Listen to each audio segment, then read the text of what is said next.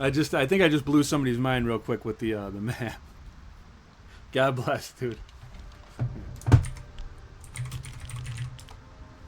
All right, so I just finished the 20th anniversary video, and I think you guys are gonna like it. It's not coming out for 2 months, which is killing me. I make a video and I'm like, ooh, I want everybody to see it. I just want to put it out right now. Well, I can't do that. It's gotta wait. It's only like 3.5 minutes, but man, it took me like 5 hours, 6 hours. I don't know. You guys know how I am. I'll put something together and then I have to layer it, and then I gotta layer more onto it, and I don't leave it alone. I just keep going back and maybe take that out here and put this in there instead. So it takes me forever to do something, which I think is just going to be a few minutes. But I left off not too far from here. Where the heck am I? Bobble by Water. And I don't want to give anything away, but yeah, I logged out not too far from here. The video finished up.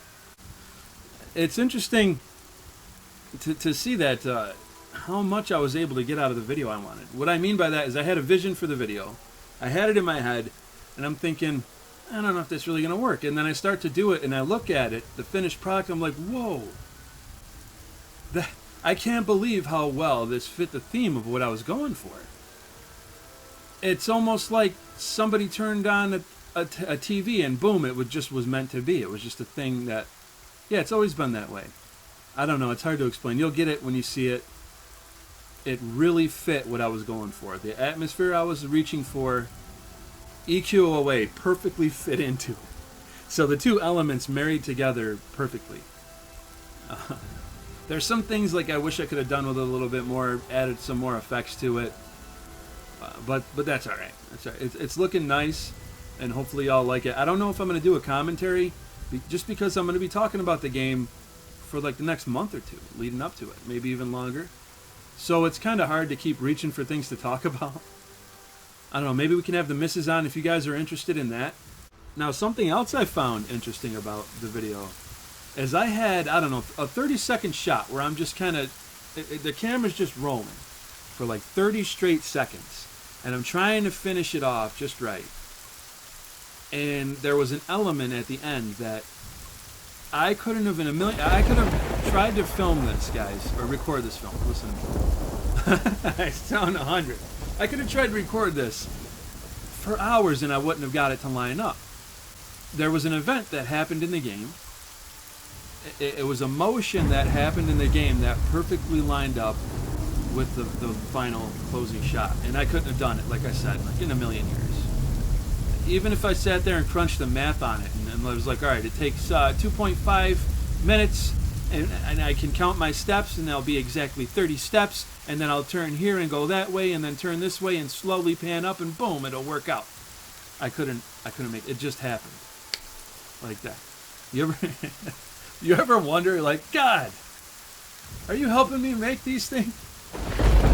Or there's gonna be somebody in the comments like, this dude's lost it. He thinks the hand of God came in and gave him the finishing touch on his 20th anniversary. He's psycho.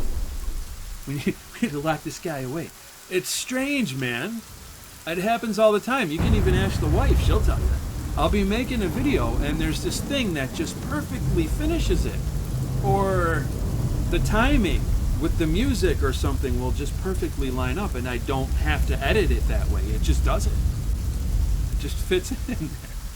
Somebody's going to be like, it's the Tenari and God's lad. They're blessing you. I don't know what it is. But it feels supernatural. And I love when it happens.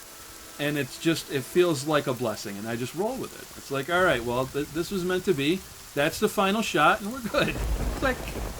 We're done. Let's close up shop. Go home. So, yeah, hold this memory for 2 months, guys.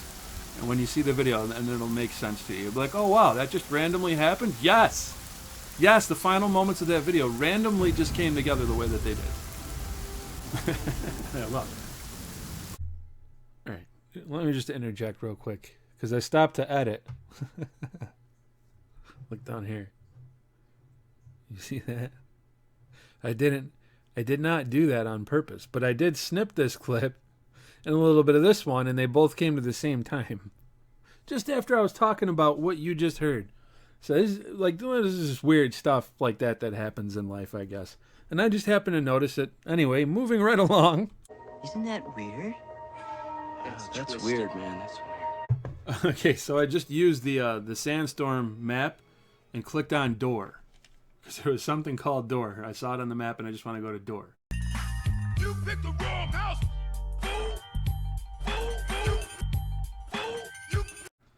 Okay, so here's door.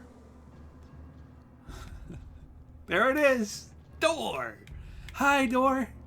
You're friendly, door. I don't have to worry about you smacking me in the face or anything with that big bar. What's up, door? Door. It's door, it's door, it's big, it's heavy, it's wood. It's long, long, it's better than that, it's good. Everyone wants a log. You're gonna love it long. Come on and get your log. Everyone needs a log. Log from Blammo. Hey, where are we? Oh. I got a feeling we're not in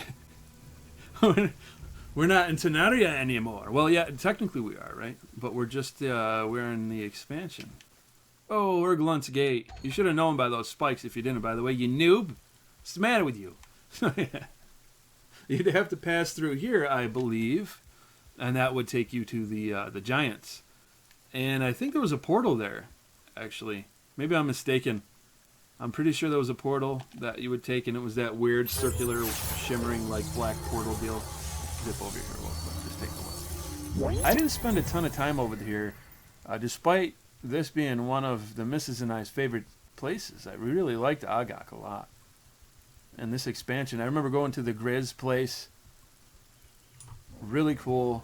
A cave. I think you had to go through the water or something. You had to drop down, and I don't know, but I don't think there's going to be anything in here. This is just like a little watchtower area over here. Pretty cool.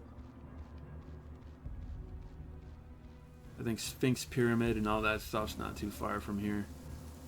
But yeah, like I said, I didn't spend too much time out here. It would be a good idea to run around out here and familiarize myself with it before it becomes extremely hostile. And that's another thing. I've mentioned this before in the past, but you forget how lethal it was just to go from here to that hill. Like literally from here to that hill without being invisible. 9 times out of 10 you were gone. And I'd say, I don't know, 2 out of 10 times you would pop in between that point. And you'd be a goner. Oh, there's the hand. There's another one. I think somebody told me what these were all about. I didn't think they had one of these out in Agak, though. So this must have something to do with the evil races in their religion or whatever. I have no idea. Original EverQuest has the same thing out in Grop. And I'm pretty sure there's a story to it, but I have no idea. I always just like to run up onto these and hang out. This reminds me of something actually, which kind of triggers me. So let's just go zapping over there real quick. Now, I don't know if I've pointed this out, because at this point I've talked about this game, guys, over so many years and so many different things I've talked about. So it's kind of hard to keep it straight. Usually I'll start to talk about something and I get the hint, hey, you've treaded over this ground about a dozen times there, bud, and I'll mention that. But this right over here, I used to love this little spot because there was a kind of a little glitch you could do. You would go up and muscle memory still kicks in, where right about here you would go back. And I get this sinking feeling in the pit of my stomach because it doesn't happen anymore. Right here you wouldn't go down, you would just start to go off into the air. And there was a way to just kind of levitate there. If you would step off to the left or right, and people going by would just notice you. Because it was people were always trying to get noticed in this game by getting on top of stuff or being on a rock or whatever. So, and a lot of it I think was just pure boredom. Because in a game where you can't jump, you know what I mean? With the things you take for granted today, guys. We didn't even have a jump button, for crying out loud. Not jumping, doesn't that feel weird? Isn't that weird? Yes. It's like somebody took away part of your freedom or something. So yeah, this little section right here, I just remember this. And then they patched it, and this I know I mentioned. They patched it so you couldn't even get up there anymore. For some reason, they just deemed it an issue, and they're like, we're gonna have to put a stop to them shenanigans. We can't have anybody climbing up there and having fun. And they took that away, and they put these stupid things over here. I don't like these. They weren't here when I played. Actually, I think I seem to remember them just before I stopped. It was part of a quest, probably. This guy over here. I don't know. I don't like it. Go away. You're just loud and screeching and annoying. I'm standing over here, AFK, just taking in the atmosphere, and I keep hearing this annoying screech. And I think to myself, gee, I don't remember that sound before. Oh, that's right. Doesn't it? It's like nails on a chalkboard. Was never there before. Get out of my home. Ignore target. Wait. You. Go away. I wish I could knock him down, and just get rid of him. And all of his noisy little contraption friends. Stupid spider. Get out of my city. It's interesting. I've been to High Pass. I can't even tell you how many times. I really like this place, and I think a big part of that is because I look forward to coming here. It's going to sound kind of stupid, but I looked up to the people who were gathering in High Pass because I was still stuck in Darver Manor, thinking, man, I can't wait to get like level 30 or whatever it was to go to High Pass. And this is before LFG, and I miss that aspect of the game, but not having LFG would really stink. But at the same time, man, it was so nice that all the low levels were in Freeport. And then all the, level 20s were in Darver Manor. And then, 30s here. And then it just moved up all the way to, I think it was like Blackwater, where the 50s and used to hang out. I almost said 60s, but obviously that wasn't out yet. But anyway, point being, all this rambling, I've been here a million times and I never noticed one thing. At least I don't think I've ever pointed this out. You see that fella right there? Wow, did I seriously just con him without that? Wow, that's okay. That happened. That's awesome. There he is. I think it's because I held down the trigger for a little bit and it focused on him. That's a little weird. It should have... Yeah, anyway. There was a guy in the window the whole time, and I don't think I ever noticed him standing up there or the fact that you could see him through the window. So yeah, I just thought I'd point that out real quick. Again, we're really stretched thin for content here, folks, for things to talk about, so bear with me. And speaking about running out of things to talk about, I'm just going to keep doing this as long as you guys keep watching. I'm gonna try my hardest to come up with things to talk about and just make it somewhat interesting. Oh, I didn't point out, by the way, I got rid of those annoying triangles. All I had to do was like change the buffer setting. I can't remember exactly what it's called. I just had to turn it off. Instead of max or anywhere in between, I just had to turn it off. So it's pretty simple. The only thing I can't really get rid of are those annoying lines. You see? And somebody told me, open this menu, do this and that, and blah, blah, blah. You need to download something or other. I don't know. It was just kind of over my head. It's like, I don't care about it that much. Whoa, what's going on over here? What is this? Wow, that's a mess, huh?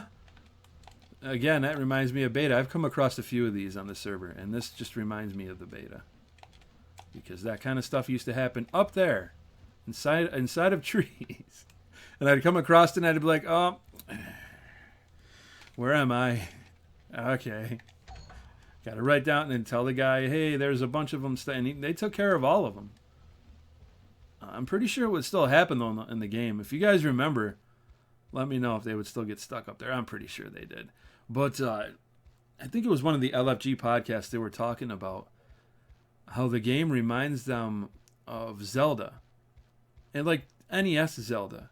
And I have to agree with that. The game kind of has that vibe going to it. And when I made that connection, it wasn't really when I was playing it so much. I guess I did kind of feel like, oh wow, we're in this crazy world. It's huge. It's really cool.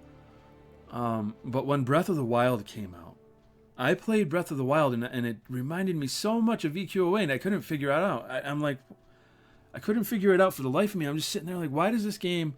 It really doesn't have that much to do with it, outside of the fact that the world is very similar in terms of the aesthetics they went for. And also, you'll notice that in Breath of the Wild, there's not a ton of towns and stuff in between. It's a lot of open space, just like EQOA. And I found that really appealing, and I liked that. So there was kind of a minimalistic thing going on, but I didn't like the dungeons in Breath of the Wild. Well, I don't know if I'd call them dungeons. They were like the little temples. You only had like 4 dungeons, and I didn't really care for those either. I'm very classic, guys. I like I like your ice dungeon, your water dungeon, fire dungeon, etc. I like all that stuff. But I think it was Alutra, Jeremiah, who was talking about that game's really old and it still holds up. It's still a lot of fun. That's absolutely true. I still play the original Zelda. And I've gotten into a million debates with people. It's not an RPG. Yes, it is. I say it's an RPG. People say, no, it's not an RPG. Well, what traditionally used to make a game an RPG was you put your name in. Role-playing game.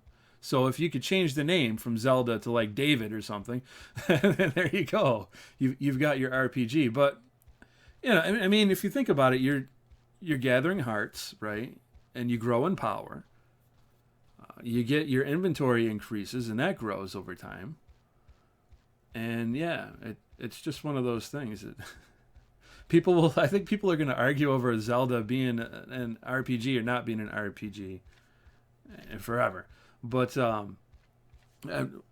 what was really similar for me about it was, like I said, it was just this big, wide open, beautiful world.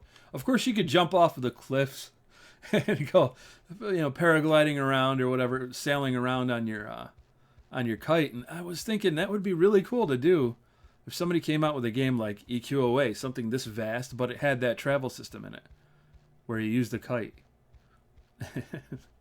They were kind of, sort of doing that in a game I was playing. Oh, I can't remember the name of it now. That's terrible. I even uploaded a song for it. Zenith, I think it was called. It's a VR MMO, which really felt great at first, and then it just kind of started to, fell flat on its face. But how cool would it be if you could do that? Just climb all the way up and then jump off and sail all the way like down here. It would be really nice if I don't know. That's just a random thought, but yeah, I've always really loved Zelda, and I remember when I was a little guy, I actually had my stepdad helped me build a sword out of wood and a shield, and I took the sticker that I got from a cereal box. It was one of those holographic stickers. I don't remember if I mentioned this before.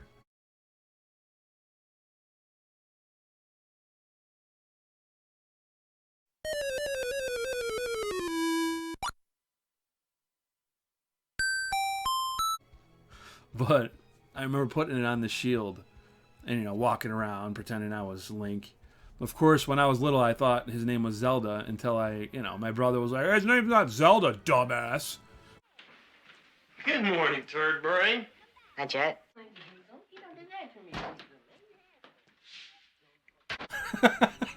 Like only your older brother can do it, right?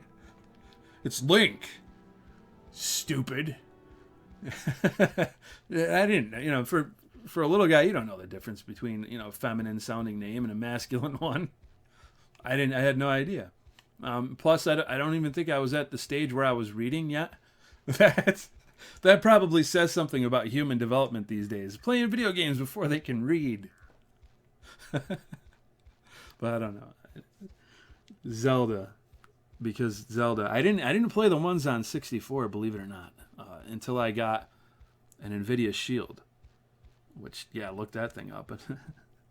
NVIDIA Shield Portable, which is like the granddaddy to the Switch. And I remember playing that one for a little while. And actually, I think I had it in an emulator.